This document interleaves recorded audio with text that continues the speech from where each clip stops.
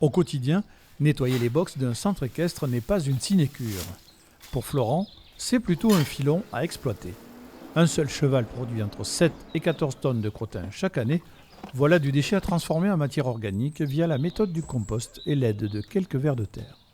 L'idée m'est venue en faisant des recherches sur le compostage à chaud, l'ombricompostage, etc. Et le lombricompostage, ça apparaissait comme le meilleur moyen de valoriser vraiment ce fumier qui est un déchet à la base, un fardeau en quelque sorte pour nous, afin de pouvoir le revendre et créer une activité connexe.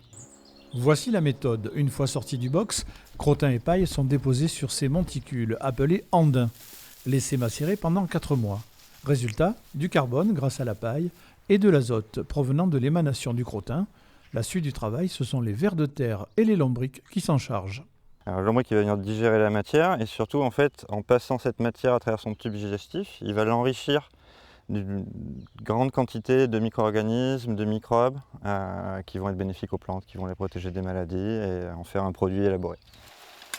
La matière issue de cette décomposition naturelle passe ensuite par le tamis avant la mise en sac, un lombricompost 100% bio. C'est une très belle efficacité sur les fleurs ou au jardin.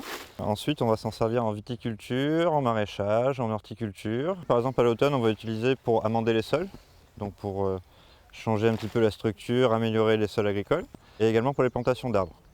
Florent a déjà déniché quelques clients en Dordogne. Ces intrants organiques peuvent réduire les coûts d'exploitation des surfaces agricoles.